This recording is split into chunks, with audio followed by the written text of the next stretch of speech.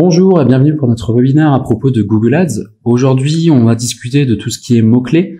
Dans un premier temps, je vais vous présenter et vous expliquer comment utiliser le planificateur de mots-clés qui va vous permettre d'estimer le volume de recherche d'un mot-clé donné. Et dans un second temps, je vais vous présenter un petit peu les différents types de correspondance des mots-clés. Alors, pour aller sur le planificateur de mots-clés, vous cliquez en haut à droite sur Outils et paramètres. Ensuite, vous allez dans la première colonne Planification et vous cliquez sur Outils de planification des mots-clés. Alors, l'outil de planification des mots-clés, il est utile surtout quand vous allez créer une nouvelle campagne pour un petit peu estimer le coût par clic de tel ou tel mot-clé, pouvoir comparer différents mots-clés intéressants, pertinents à votre activité. Alors, on va tout d'abord s'intéresser sur la partie obtenir le volume de recherche et les prévisions.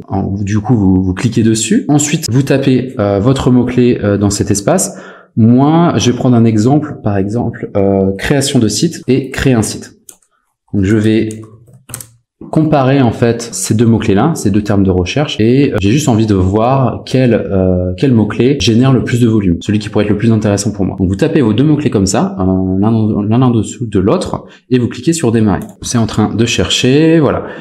Une fois que vous avez cliqué sur démarrer, vous arrivez sur cette page. En haut, vous avez les différents paramètres. Donc, par exemple, le lieu, ici, on va sélectionner la France. Vous pouvez sélectionner donc, du coup une ville ou une région ou un autre pays que la France ou le monde entier même. Ensuite, vous avez la langue. Ici, on va faire une recherche pour le français. Donc, c'est la langue du navigateur de Google Chrome, par exemple, ou la langue de Google, google.fr et non google.co.uk. Et ensuite, après, nous avons l'échelle de temps. Donc ici, on va sélectionner pour le mois prochain, du 1er avril au 30 avril. Ensuite, on a un premier tableau, juste en dessous, on a votre plan est susceptible d'enregistrer 730 clics avec un coût de 610 € et un CPC max de 1 €. Ensuite, en dessous, on a toutes les données, le nombre de clics, le nombre d'impressions. Je rappelle que le nombre d'impressions, c'est juste impression. En fait, une impression, c'est une vue. Donc, c'est le nombre de vues que pourrait générer cette annonce avec ce mot-clé. Ensuite, on a le coût total sur un mois. Le CTR, c'est le taux de clic, donc le nombre de personnes qui a vu votre annonce et qui a cliqué dessus. Le CPC moyen, donc le coût par clic moyen. Et la position moyenne, là en moyenne, on apparaîtrait en 2,8e position. Donc entre la position 2 et 3. Et ensuite, en dessous, on a le tableau du coup spécifié pour chaque mot-clé. Création de site, créer un site, on a le volume pour chacun des mots-clés, le nombre de clics, d'impressions, etc. Moi, ce que je vous conseille, pour ce qui est de la position moyenne, alors, en fait, vous pouvez changer le CPC max ici.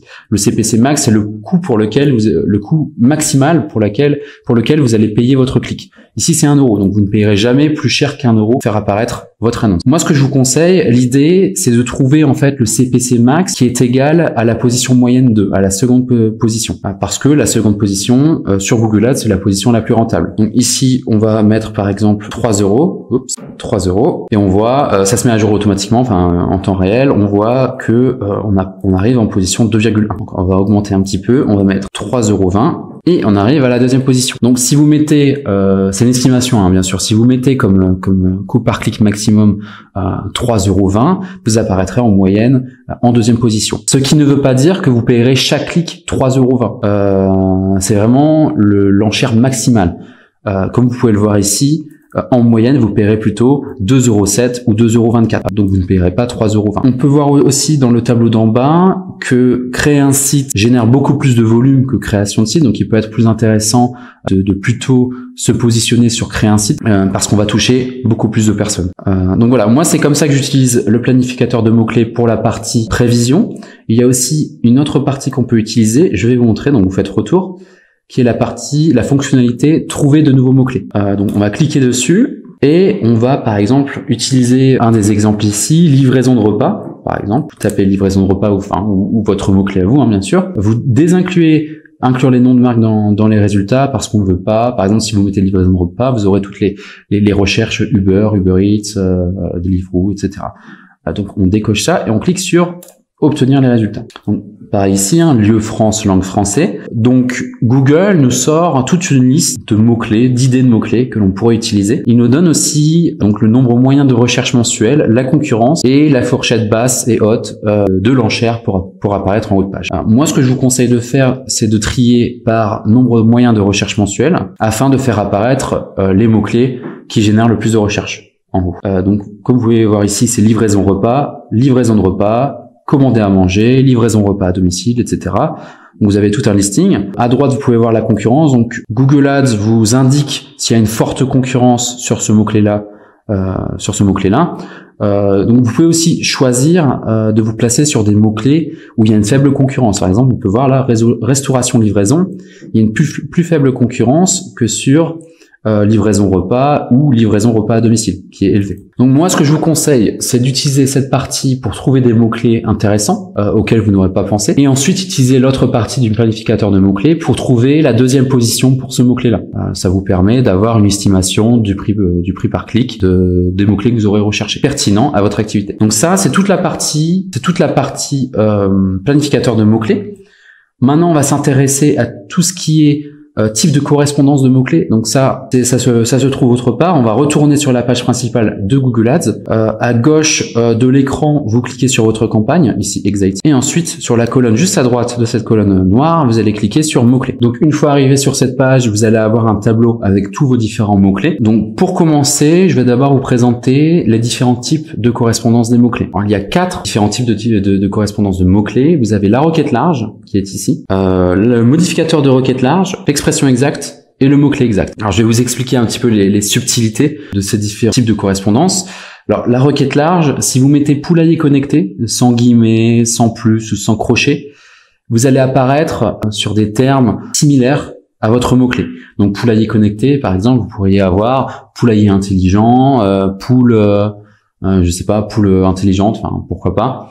Le système va vraiment dépenser votre budget à 100%, c'est sûr et certain, sur des termes qui sont pas forcément pertinents à votre activité. Concrètement, j'avais un exemple ici, directement sur le support de Google. Si vous mettez en requête large régime pauvre en sucre, vous allez apparaître pour aliments sans sucre, programme diététique pauvre en sucre, régime crétois. C'est vraiment différent, c'est pas précis du tout en fait, c'est vraiment très large. Alors ça peut être intéressant pour trouver des idées de mots-clés, mais pour ça on a l'outil de planification des mots-clés. Moi, je vous déconseille de l'utiliser, cette requête large. Je vous le déconseille vraiment parce que c'est un gouffre à argent. C'est là que Google va se faire énormément d'argent. Donc vraiment, je vous déconseille de l'utiliser. En revanche, moi, je vous conseille d'utiliser un des deux types de correspondance ici. Alors, poulailler connecté avec des guillemets, vous allez apparaître sur les termes de recherche où il y a forcément poulailler connecté. C'est-à-dire que vous pouvez avoir poulailler connecté Amiens, vous allez apparaître.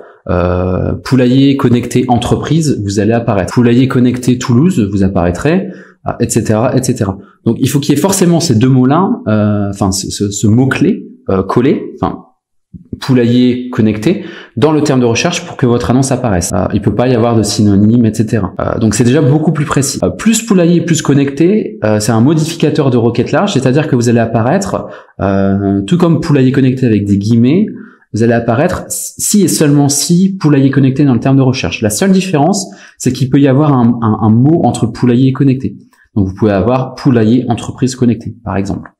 À l'inverse de poulailler connecté avec des guillemets, ça s'appelle l'expression exacte, où là, il ne pourra pas y avoir de mots entre poulailler connecté, il n'apparaîtrait pas sur Google.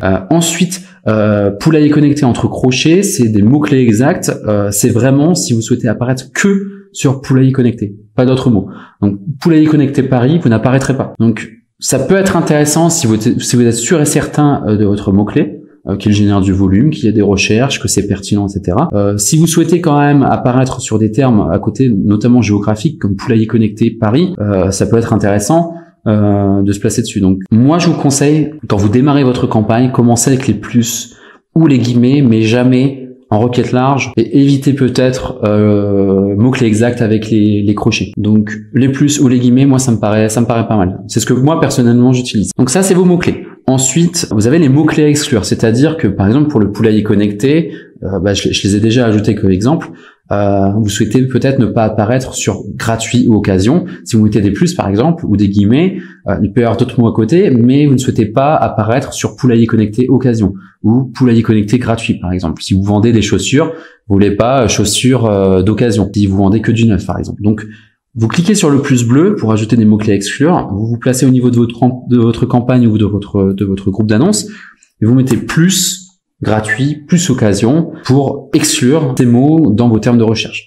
Donc ça, c'est les mots-clés à exclure. Ensuite, vous avez les termes de recherche. Donc ici, une fois que votre campagne sera lancée, vous aurez tous les termes de recherche qui ont fait apparaître, qui ont déclenché en fait votre mot-clé et qui ont fait apparaître l'annonce. Donc vous aurez par exemple Poulailler Connecté Paris, encore une fois, Poulailler Connecté Entreprise, ils apparaîtront ici, il y aura le nombre de clics, le nombre d'impressions, et si vous voyez qu'il y a des termes de recherche qui sont pas du tout pertinents à votre activité, vous pouvez les cocher et les ajouter comme mots-clés à exclure. C'est ce que je vous conseille de faire. Moi je vous conseille toutes les semaines, hein, si vous n'avez pas trop le temps dans la journée de le faire, enfin tous les soirs, vous faites une fois par semaine, vous prenez 5-10 minutes pour regarder tous les termes de recherche que vos mots-clés, enfin où votre annonce est apparue, et vous excluez les termes de recherche qui sont pas intéressants pour vous. Voilà. Et enfin, vous avez analyse des enchères, où là, en fait, vous allez avoir tout un tableau avec vous et vos concurrents, et vous serez en mesure de savoir quel concurrent enchérit sur les mêmes mots-clés que vous. Donc ça peut être intéressant. Vous aurez donc du coup le taux d'impression. Ah tiens, ce concurrent-là, il enchérit sur 30% de mes mots-clés. Taux de position supérieur à ce concurrent-là, X, apparaît 20% de fois au-dessus de moi. Donc ça peut être intéressant de voir un petit peu les leaders, entre guillemets, du secteur sur Ads, et d'agir en conséquence. Donc moi, je vous conseille clairement d'utiliser toute cette interface mots-clés, ces 4 onglets là, de les utiliser souvent, parce que vraiment les mots-clés, même si vous avez un très bon site, même si vous avez de très bonnes annonces bien rédigées, les mots-clés c'est vraiment la base. Vous ne devez pas vous tromper sur les mots-clés. Vous avez une pyramide, les mots-clés c'est tout en bas. Il faut absolument gérer vos mots-clés, les mots-clés à exclure, et de temps en temps surveiller les termes de recherche qui ont fait apparaître vos annonces. C'est super important.